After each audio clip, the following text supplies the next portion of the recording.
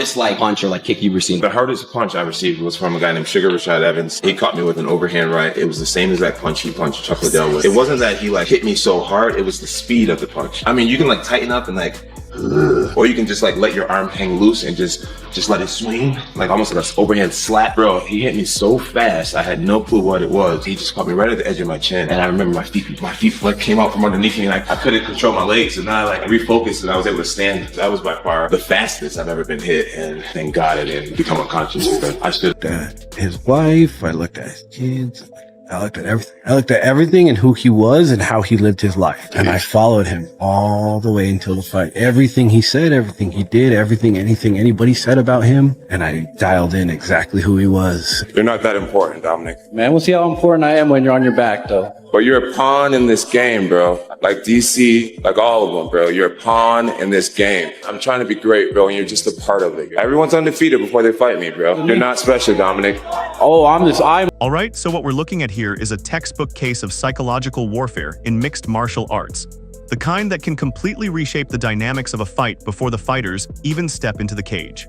I'm talking about how Dominic Reyes managed to get inside the mind of Jon Jones in a way that very few opponents in history have been able to accomplish. Reyes wasn't just putting in the usual hours grinding on the heavy bag or doing endless cardio rounds. No, he was approaching this fight on an entirely different level, something far more calculated and honestly very clever. During that press conference, he realized I wasn't just a guy that he could just run over, and he thought he was going to do that. And then he started talking to me and hearing me talk and hearing my conviction and hearing my journey and how convinced I was that I'm going to beat you. Let him have it. Let the kid have it, John. You've had a great career. You've done a lot of great things. This kid, he wants it. He's hungry for it. John, it's okay. It's okay if you come up short in this one. Like, just don't let him knock you out. And then I thought about that. It's a decision to give up on yourself. And something just as clear as that other. He was studying Jon Jones not just as a fighter, but as a person, as a competitor, and as a long-reigning champion. Think about it like this. Reyes was practically researching Jones's life the way someone studies for a doctoral thesis, going through every interview, every statement Jones had ever made publicly, and every decision he'd taken both inside and outside the octagon. Piece by piece, he built a detailed psychological blueprint. And that's where things get really interesting. Not today. And I just made the decision. Maybe you're going to win this one, but you're going to have to fight me. But we got, 23 minutes left? Yeah, we're going to have to fight. And we ended up getting that hand raised. After a close fight with Dominic Reyes, Jones' dominance starts to look uncertain. Going into the last round, I had Dominic Reyes 3-1 going into the last round. At the same time, Francis is back on a knockout streak, so Jones calls out Francis. Is Jon Jones going to go in and fight Francis Ngannou? To fight. While Jones may have been viewing Reyes as just another challenger in line, another name to add to his resume, Reyes was quietly building an ironclad belief within himself that he could actually defeat Bones, that he could topple the greatest light heavyweight the sport had ever seen. This wasn't empty bravado or hype. It was confidence rooted in intense mental preparation and careful analysis. By diving so deeply into Jones's mindset and behavior patterns, Reyes became a far more dangerous opponent than Jones likely expected. And you know what that ultimately did? It laid the groundwork for one of the most important, controversial, and endlessly debated fights of Jones's entire legendary run. Jones asked for an unprecedented amount of money. Told my lawyer he wants what Deontay Wilder was paid. I think it was $30 million. And for the amount of money he's asking for, it's not going to happen. In response, Jon Jones vacates the light heavyweight title. He dropped a bombshell on us. Where do we go with Jon Jones from here? I mean, it sounds like heavyweight's inevitable at this point. Yeah, when he's ready to fight, he'll let us know. Jones will be out 3 years, while right here is the moment where you can practically watch the mental shift taking place for Jon Jones in real time, and honestly, it's pretty fascinating. Reyes wasn't throwing out typical promotional trash talk just to hype up the fight or generate headlines. His words carried a kind of sincere conviction that felt authentic, something you could sense immediately. And that energy forced Jones to recognize that this wasn't going to be another routine title defense. This wasn't some opponent he could simply outclass and coast to a comfortable decision against. For the UFC in recent memories. This seems to be a shock to everybody, including Francis Ngannou. It was shocking and funny at the same time. I responded to his manager. He was saying we were shocked by this.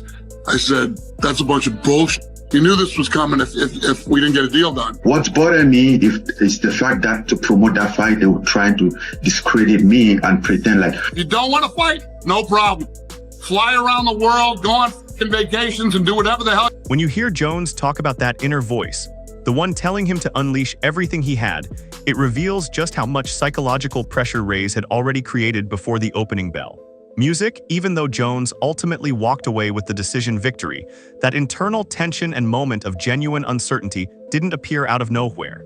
It was planted there by Reyes and his deliberate mental strategy.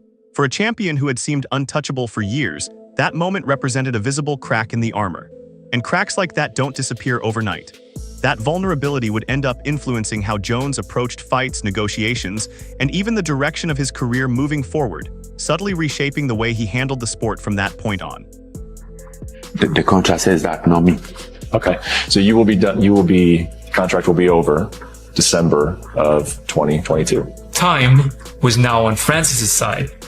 His contract is about to expire. Will it be a priority to get that done quickly, you think, as fast as you can? Yeah. I want to get it done as soon as possible. The UFC starts throwing millions at Francis. We offered Francis a deal that would have made him the highest paid heavyweight in the history of the company. More than Lesnar, more than... With Reyes ended up changing the entire perception surrounding Jon Jones. And when I say everything, I really mean everything. For over a decade, Jones had cultivated this almost mythical aura of dominance and invincibility. But after that night, people started to question it. Those reactions from fans and analysts were brutally honest reflections of what they believed they had witnessed inside the octagon.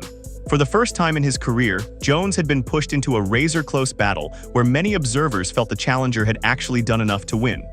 The decision sparked massive controversy, with debates raging for months afterward. Then, almost immediately after the fight, Jones began calling out Francis Ngannou for a potential heavyweight super fight. Back, Jon Jones taking on Cyril Gane in the vacant, undisputed heavyweight title. The greatest fighter that the UFC has ever seen is... I can't ever remember energy like that when an athlete hit the stage. Shades of Conor McGregor. And of course, we have the consensus greatest of all time now fighting for that prize. It's time!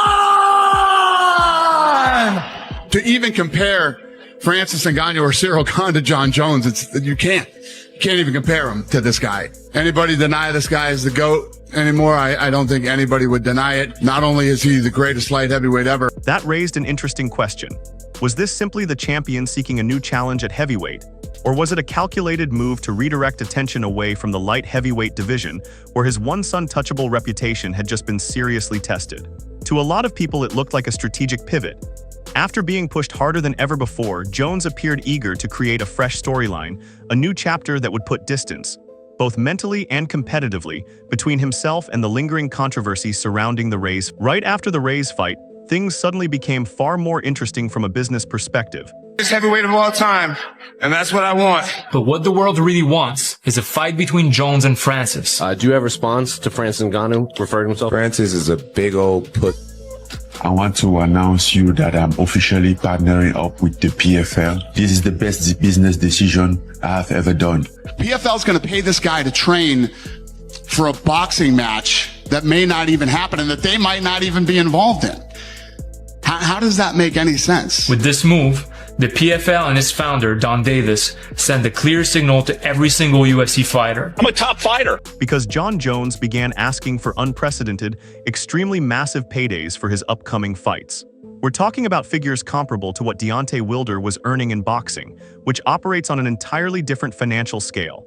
And when those financial expectations weren't met by the UFC, when the promotion refused to offer the payday he believed he deserved, Jones made the dramatic decision to vacate the light heavyweight championship, which ultimately resulted in a 3-year absence from competition.